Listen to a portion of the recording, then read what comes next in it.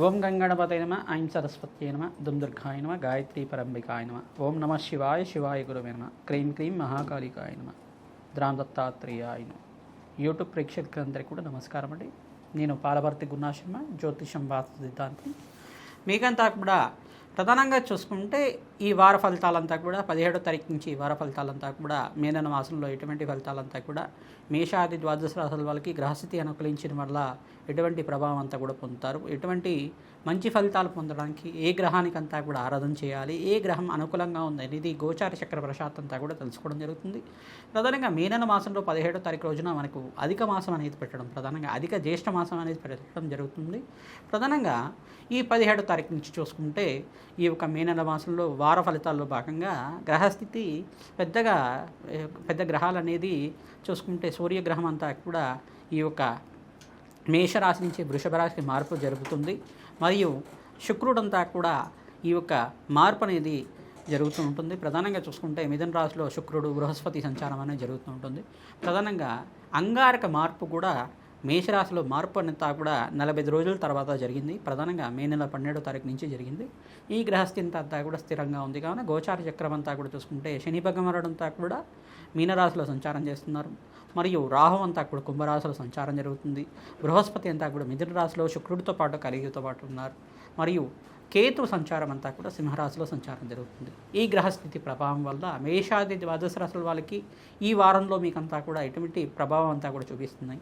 ఈ ప్రభావం వల్ల మీకంతా కూడా ఎటువంటి పరిణామాలు జరుగుతూ ఉంటాయి, ఎటువంటి రాజయోగాలు జరుగుతూ ఉంటాయి, లక్ష్మీ కటాక్షం లభిస్తూ ఉంటుంది. ఆకస్మికంగా ధనయోగ ప్రాప్తి రవాణా ఎటువంటి పరిష్కారం ఆచరించాలి, ఏ దేవత ఆరాధన చేయాలనేది తెలుసుకోవడం జరుగుతుంది.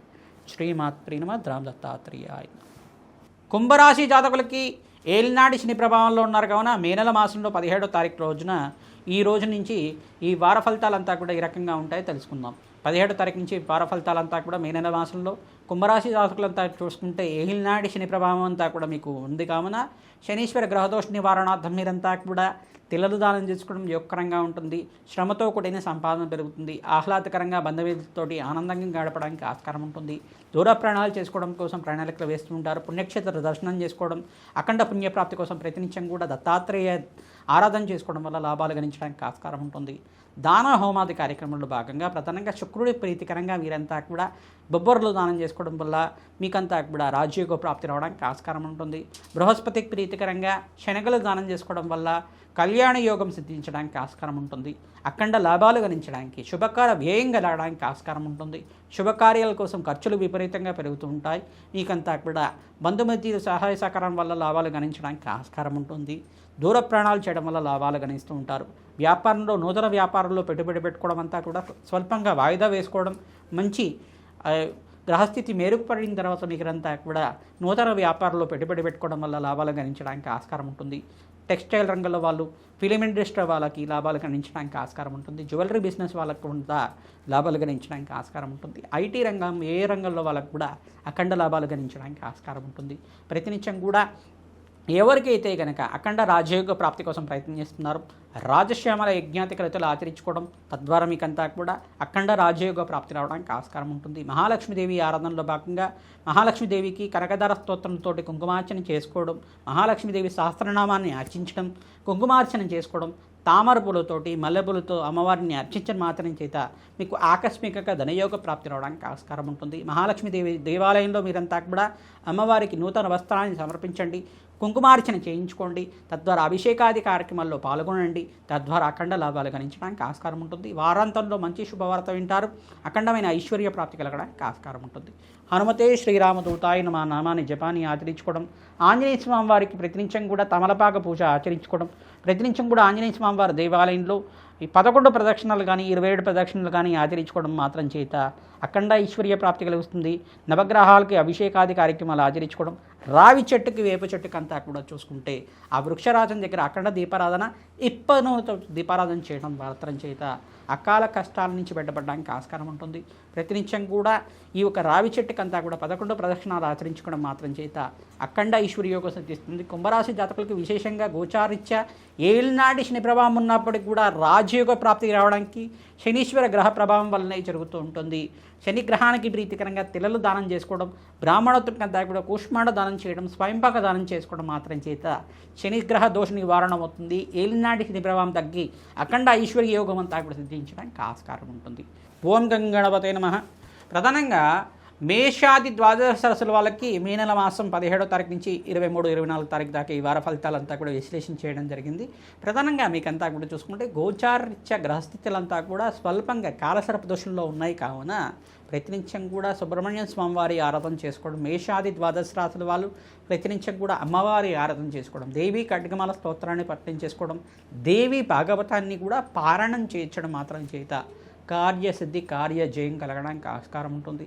పుణ్యక్షేత్ర దర్శనాలు చేసుకోవడం, అధిక మాసంలో విశేషంగా పుణ్య కార్యక్రమాలు ఆచరించుకోవడాలి.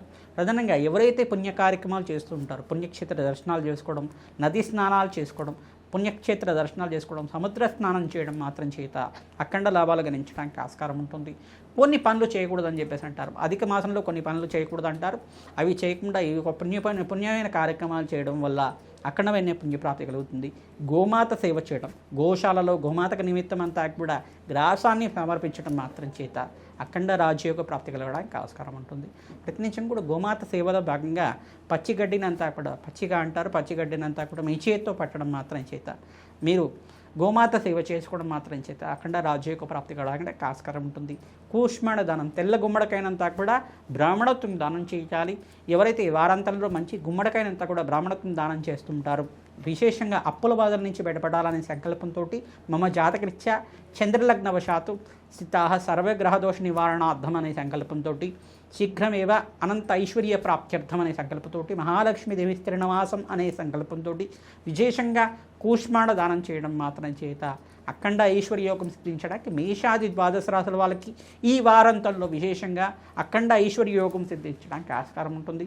అకాల కష్టాల నుంచి బయటపడాలన్నా, ప్రతినిత్యం కూడా జాతకరీత్యా దోషాల నుంచి బయటపడాలన్నా మీ జన్మజాతకమే ప్రధానమైన జాతకంగా ఉంటుంది. కావున మీ జన్మజాతకాన్నంతా కూడా మీరు జ్యోతిష సిద్ధాంతాలతోటి విశ్లేషణ చేసుకొని మీకంతా కూడా పరిష్కారం చేయడం జరుగుతుంది. కావున విశేషంగా మీ జన్మజాతకాన్నంతా కూడా విశ్లేషణ చేసుకోవడానికి మా యొక్క ఫోన్ నెంబర్ అంతా కూడా కాంటాక్ట్ చేయండి.